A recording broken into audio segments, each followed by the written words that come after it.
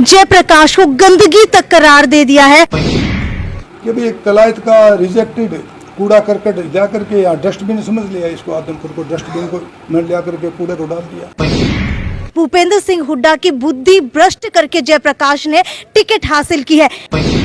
लोगों को भी आज शर्म आ रही है कि इसके वोट कैसे मांगा जा करके, एक गंदगी का वोट। एक समय के अंदर ये वही जयप्रकाश है जो भूपेंद्र सिंह हुड्डा को गालियां तक निकाला करता था। पूरी की पूरी कांग्रेस जो है ना, इसकी जमानत बचाने की लड़ाई लड़ रही है। जीत का आप क्या नाम ले रहे हो? जमानत वो सोच रहे हैं कि भाई जमानत बच गया तो हमारी इज्जत बच गया। नमस्कार, सिटी बिग न्यूज देख रहे हैं आप और मैं हूं आपके साथ साक्षी सोनी। जैसे जैसे आदमपुर का इलेक्शन करीब आता जा रहा है वैसे वैसे प्रत्याशियों की पोल खुलती जा रही है। आज बात की जाए कांग्रेस के एक कद्दावर नेता रहे चौधरी वीर सिंह दलाल, उन्होंने जयप्रकाश को लेकर के ऐसी ऐसी बातें उजागर की हैं जिसके बारे में शायद ना तो आप जानते थे और ना ही शायद हम जानते थे। वीर सिंह ने ये तक कहा है कि कांग्रेस पार्टी से इस नेता को टिकट दे दी गई, लेकिन टिकट मिलने के बाद इस नेता ने किसी को भी नहीं छोड़ा, चाहे वो भूपेंद्र हुड्डा हो या फिर कुलदीप बिश्नोई हो या फिर जो है बृजेंद्र सिंह हो या फिर कोई भी नेता हो, उसको जो है वो अक्सर गालियां निकालते हुए दिखाई देते। तो आपको सुनवाते हैं कि चौधरी वीर सिंह ने और क्या कुछ कहा जयप्रकाश को लेकर के। हल्के के अंदर एक टिकट दे दिया गया जयप्रकाश को जी। और जयप्रकाश को टिकट देने की वजह से हमारे तमाम साथी हल्के के जो हैं जो टिकट मांग रहे थे यहाँ से, और उन साथियों का एक रोष था कि भी हमारा राइट बना था, यहाँ से हम लंबा टाइम से काम करते आ रहे थे, तो बजाय हमारी सुनवाई ना करके किसी बाहरी आदमी को यहाँ पर ले आकर के थोप दिया, और ऐसे आदमी को थोप दिया जो रिजेक्ट किया हुआ है जनता का। तो और इस हल्के को डस्टबिन समझ करके जब किसी को आप भेजोगे तो उसका विरोध तो निश्चित है। इसलिए आज की मीटिंग बुलाई है कि भाई हम अगला क्या फैसला लें जो हमारे हल्के के लिए अच्छा।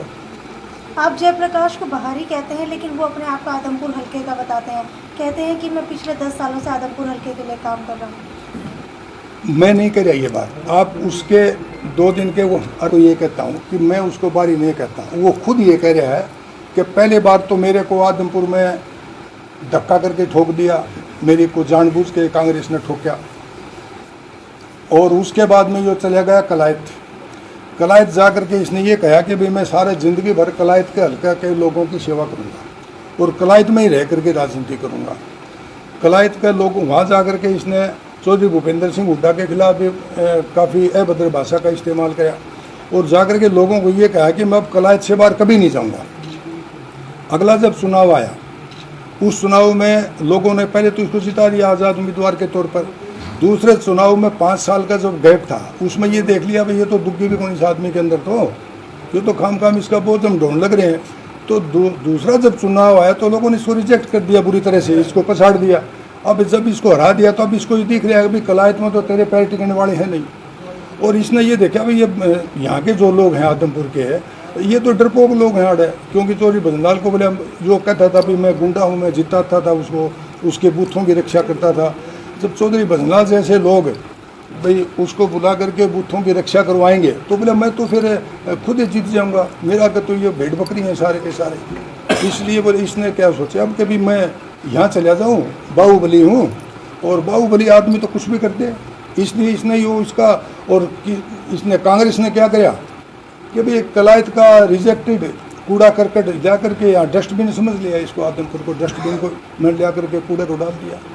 अब हमारी लड़ाई कोई ना तो कोई टिकट की लड़ाई, हमारे घने साथी टिकट मांग रहे थे, कितने साथी टिकट मांग रहे थे, वो सक्षम भी हैं काम करने में, कोई छोटा बड़ा भी होता है, चाहे किसी को टिकट मिल जाती है हम सारे मिलकर उसके लिए काम करते हैं। एक अच्छी बात थी, समाज में अच्छा मैसेज आता। पर जयप्रकाश से आपको क्या नाराजगी है?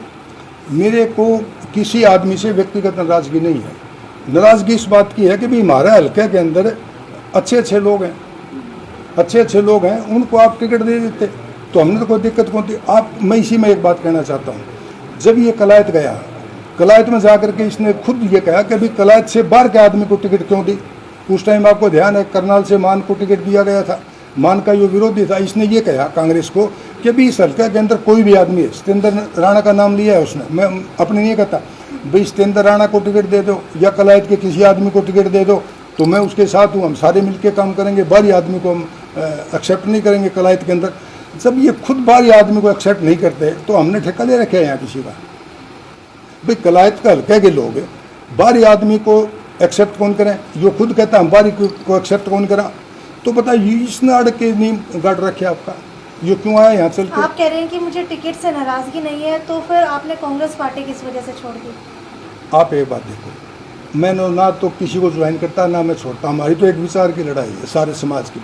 हम ये कह रहे हैं कि भाई एक ऐसे आदमी को टिकट दे दो, जितने हमारे आदमी थे उनमें से किसी को एक आदमी को टिकट दे दो।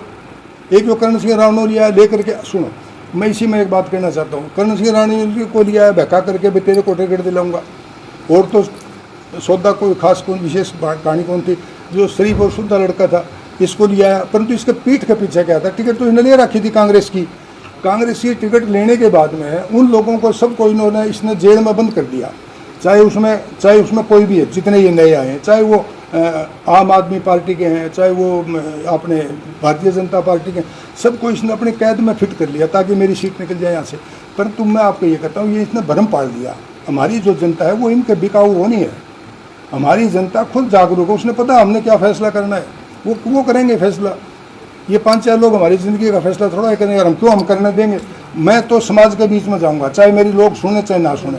जयप्रकाश को टिकट देने की वजह से कोराराम नंबरदार की तरह क्या कांग्रेस के और भी कई बड़े नेता कांग्रेस को छोड़कर जाने वाले हैं? मैं आपको एक बात बताऊँ भैया, कांग्रेस के अंदर कद्दावर और इंसानियत के लोग भी काफ़ी हैं।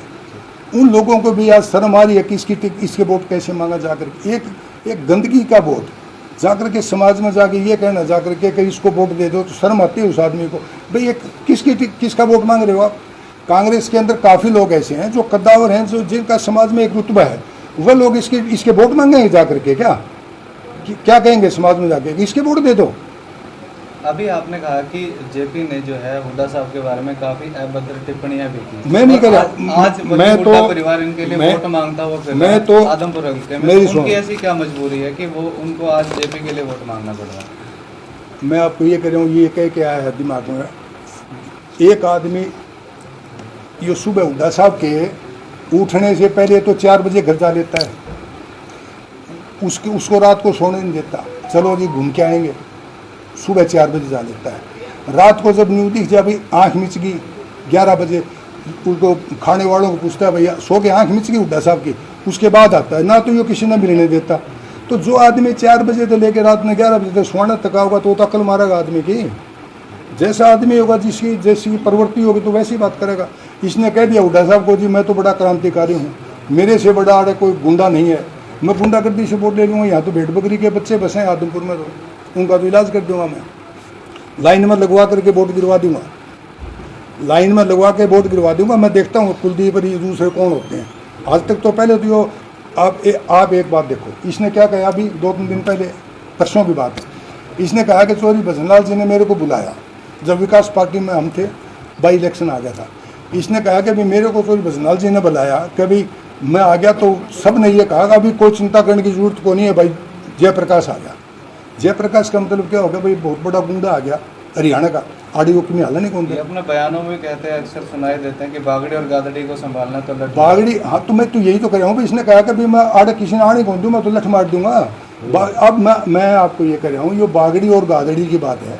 अब मैं तो इसको कहता हूँ भाई, तेना गादड़ी आड़तन तो ये सारे हमारे तो ऐसे पैर की जुत्ती समझ लिया सब कोई, यहाँ आ जा। अब आया है ना ये मैदान में, अब कर ले बुत्थों पर कब्जा।